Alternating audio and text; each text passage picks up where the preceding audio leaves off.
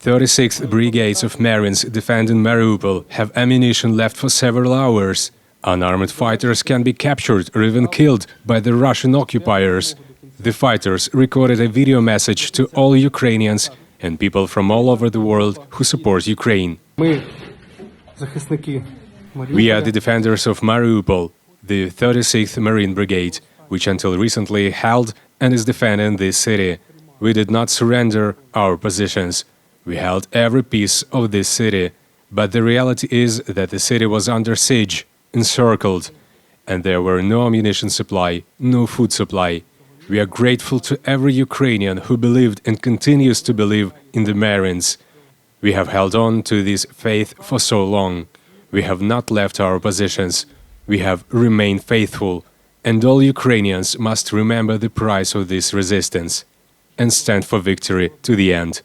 Ukraine, Europe, the world. With faith in victory, we will believe until the end.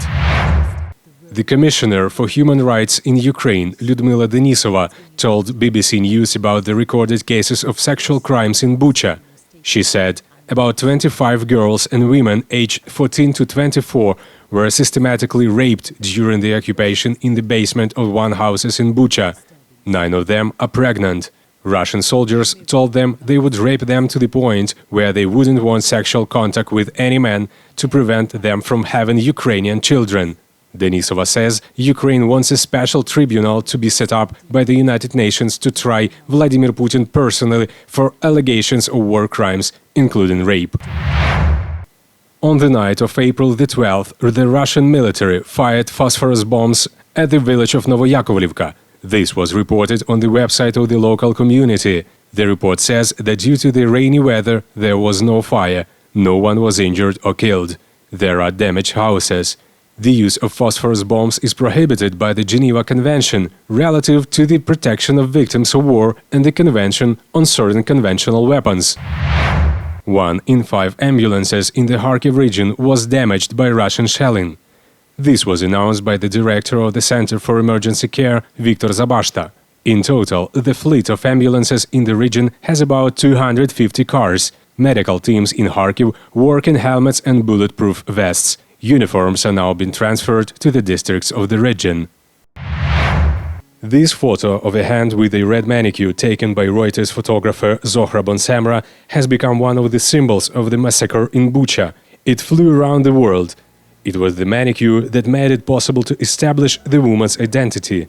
She was identified as Irina Filkina, 52. Makeup artist Anastasia Subachova recognized her after her manicure. I remembered that we had photos in the chat that I took while doing makeup. I found the photos and saw that she was holding a brush in her hand and had the same manicure with a heart as the woman in the photo. Irina spent the week of the occupation in shopping center in Bucha, preparing food for the Ukrainian military and people hiding there.